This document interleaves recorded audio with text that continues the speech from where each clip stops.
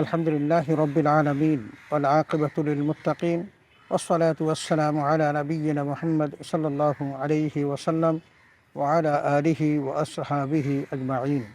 সুপ্রিয় দর্শক শ্রোতা, আসসালামু আলাইকুম ওয়া রাহমাতুল্লাহি ওয়া বারাকাতুহু। সময় সংবাদের নিয়মিত অনুষ্ঠান তাসাউফ থেকে আপনাদের সকলকে জানাচ্ছি আন্তরিক শুভেচ্ছা ও মোবারকবাদ। সুপ্রিয় শ্রোতা, আজ আমরা আলোচনা করব রাসূল সাল্লাল্লাহু আলাইহি ওয়াসাল্লামের জীবনী পাঠের গুরুত্ব ও প্রয়োজনীয়তা এই সম্পর্কে। শ্রোতা, আমরা জানি পৃথিবীর ইতিহাস যাকে নিয়ে গর্ব করে, যার আদর্শে মানুষ খুঁজে পায় সঠিক পথের দিশা, হাজার বছর ধরে কোটি কোটি মানুষ যাকে অনুসরণ করে আসছে নির্দ্বিধায়, তিনি আমাদের প্রিয় নবী মুহাম্মদুর রাসূলুল্লাহ সাল্লাল্লাহু আলাইহি ওয়াসাল্লাম। সুপ্রিয় শ্রোতা, পৃথিবীতে বহু মনীষার জন্ম হয়েছে, তাদের চিন্তা চেতনা সারা পৃথিবীতে বিস্তার লাভ করেছে, কিন্তু প্রিয় নবী রাসূল আকরাম সাল্লাল্লাহু আলাইহি ওয়াসাল্লামের মতো এত শান, মর্যাদা, এত খ্যাতি ও গ্রহণযোগ্যতা আর কারো পক্ষে অর্জন করা সম্ভব হয়নি।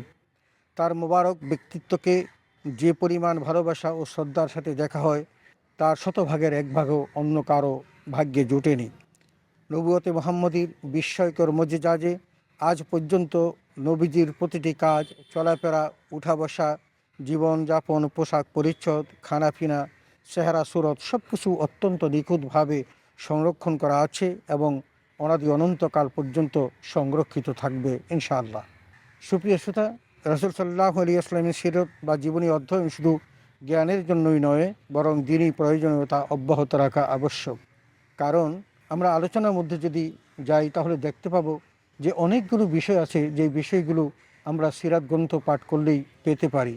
তোর মধ্যে প্রথম হলো সিরাত অনুকরণীয় আদর্শ, 2 নম্বর আমল যাচাইয়ের নীতি হলো সিরাত, 3 নম্বর কোরআন অনুধাবনের সহায়ক হলো সিরাত, 4 নম্বর সিরাত অধ্যয়ন রাসূল সাল্লাল্লাহু আলাইহি ওয়াসাল্লামের ভালোবাসার প্রকৃষ্ট প্রমাণ, 5 নম্বর সিরাত ইমান মজবুতির সোনালী সোফান, আর 6 নম্বর হলো সিরাত সৌভাগ্যের চাবিকাঠি।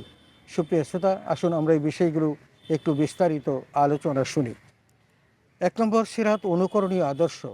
মানব জীবনের এমন কোনো দিক নেই যা প্রিয় নবী রাসূল আকরাম সাল্লাল্লাহু আলাইহি ওয়াসাল্লামকে স্পর্শ করেনি। তার ইহলৌকিক, পারলৌকিক, ব্যবহারিক এবং আধ্যাত্মিক সবই তার জীবন ও সাধনাকে কেন্দ্র করে আবর্তিত হয়েছে। ফলে তার জীবন আদর্শ সর্বকালের সমগ্র মানবজাতির জন্য অনুকরণীয় আদর্শ। পবিত্র কোরআনুল কারীমের প্রায় 40-এরও অধিক বার নবীজি অনুকরণীয় হওয়ার ঘোষণা বিবৃত হয়েছে মাজমাউল ফতোয়া প্রথম খণ্ড পৃষ্ঠা 4। কোরআনে আল্লাহ জাল্লা শানুহু এরশাদ করেন, লাকাদ কানা লাকুম ফি রাসূলিল্লাহি উসওয়াতুন হাসানা, অর্থাৎ তোমাদের জন্য রাসূলুল্লাহ সাল্লাল্লাহু আলাইহি ওয়াসাল্লামের মধ্যে রয়েছে অনুকরণীয় অনুপম আদর্শ। সূরা আহজাব আয়াত 21। সুতরাং রাসূলের পরিপূর্ণ অনুসরণের জন্য সিরাত অধ্যয়নের প্রয়োজনীয়তা অপরিসীম। 2 নম্বর আমল যাচাইয়ের নীতি হলো সিরাত। কেউ যদি তার আমলকে যাচাই করতে চায় সেটা সঠিক নাকি বেঠিক, তাহলে তাকে সিরাত গ্রন্থ অবশ্যই পাঠ করতে হবে। কোন আমল ইসলামী শরীয়তে তুলাদণ্ডে উন্নীত আর কোনটি পরিত্যাজ্য তা যাচাইয়ের নিখুঁত নীতি হলো সিরাত। রাসূলের সিরাতই হলো ইসলামের সকল বিষয়ের সত্যাসত্যের অন্যতম মানদণ্ড। সুতরাং সকল আমলকে তার জীবন আদর্শের সাথে মেপে দেখতে হবে কোনটা তার জীবনের সাথে সামঞ্জস্য আর কোনটা অসামঞ্জস্য। নবীজির জীবন আচার ও স্বভাব চরিত্রের সাথে সামঞ্জস্য হলে তা সত্য, আর সামঞ্জস্য না হলে তা মিথ্যা। সুতরাং সঠিক ও শুদ্ধ উপায়ে আমল করতে চাইলে সিরাত পাঠের কোনো বিকল্প নেই এবং সিরাত পাঠ করেই আমল যাচাই করতে হবে এবং নবীজি যেভাবে করেছেন সেভাবেই কিন্তু আমল করতে হবে। 3 নম্বর কোরআন অনুধাবনের সহায়ক হলো সিরাত। সর্বকালের সর্বশ্রেষ্ঠ মহামানব হলেন মুহাম্মদুর রাসূলুল্লাহ সাল্লাল্লাহু আলাইহি ওয়াসাল্লাম, আর তারই উপর আল্লাহ তাআলা নাজিল করেছেন সর্বকালের সর্বশ্রেষ্ঠ মহাগ্রন্থ আল কোরআন। তিনি ছিলেন কোরআনের মূর্ত প্রতীক। এদিকে ইঙ্গিত করেই হযরত আয়েশা সিদ্দিকা রাদিয়াল্লাহু তাআলা আনহা বলেছিলেন, কানা খুলুকুহু আল কোরআন, অর্থাৎ কতিপয় সাহাবা রাসূল আকরাম সাল্লাল্লাহু আলাইহি ওয়াসাল্লামের জীবন আচার, তার স্বভাব চরিত্র সম্পর্কে হযরত আয়েশা সিদ্দিকা রাদিয়াল্লাহু তাআলা আনহাকে যখন প্রশ্ন করেছিলেন, হযরত আয়েশা সিদ্দিকা পক্ষান্তরে তাদেরকে বলেছিলেন, আলাস্তুম তাকরাউল কোরআন, তোমরা কি কোরআন পড়ো নাই? তখন তারা বললেন, হ্যাঁ, আমরা তো কোরআন পড়েছি এবং পড়ি।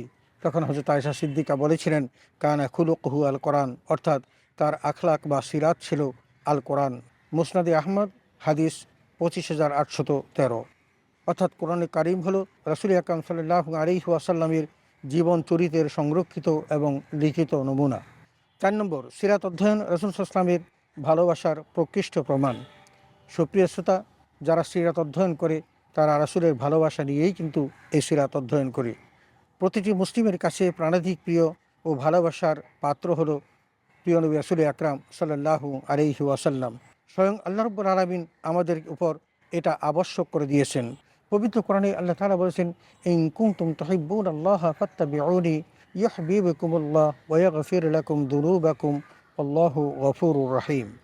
অর্থাৎ, তোমরা যদি আল্লাহকে ভালোবাসো তাহলে আমার অনুসরণ করো, ফলে আল্লাহ তোমাদের ভালোবাসবেন, তোমাদের অপরাধসমূহ ক্ষমা করবেন। বস্তুত আল্লাহ অত্যন্ত ক্ষমাশীল ও পরম দয়ালু। সূরা আলে ইমরান, আয়াত ৩১। শুধু আল্লাহ তাআলা নয়, প্রিয় নবী রাসূল আকরাম সাল্লাল্লাহু আলাইহি ওয়াসাল্লামও আমাদেরকে এই কথাগুলো বলেছেন, যে নবীজি বলেছেন, লা ইউমিনু আহাদুকুম হাত্তা আকুনা আহাব্বা ইলাইহি মিন ওয়ালিদিহি ওয়া ওয়ালাদিহি ওয়ান নাসি আজমাইন। অর্থাৎ, তোমাদের কেউ প্রকৃত মুমিন হতে পারবে না যতক্ষণ না আমি তার নিকট তার পিতা ও সন্তানাদির চেয়ে অধিক ভালোবাসার পাত্র হই। সহিহ বুখারী, হাদিস ১৪। অর্থাৎ, সিরাত অধ্যয়নে রাসূল আকরাম সাল্লাল্লাহু আলাইহি ওয়াসাল্লামের প্রতি মহব্বত ও ভালোবাসা গভীর হয় এবং রাসূলের ভালোবাসা থাকলেই সিরাত অধ্যয়ন করা সম্ভব হয়। ৫ নম্বর, সিরাত ঈমান ও মজবুতির সোনালী সোপান। সুপ্রিয় শ্রোতা, রাসূল আকরাম সাল্লাল্লাহু আলাইহি ওয়াসাল্লাম ইসলাম প্রচার করতে গিয়ে কী পরিমাণ বাধার সম্মুখীন হয়েছিলেন, কত অত্যাচার নির্যাতন সহ্য করেছিলেন, তা সিরাতের সোনালী হরফে লেখা আছে। রাসূল আকরাম সাল্লাল্লাহু আলাইহি ওয়াসাল্লাম শুধু নয়, তার সাহাবায়ে কেরামগণ কত রকমের নির্যাতনের শিকার হয়েছিলেন।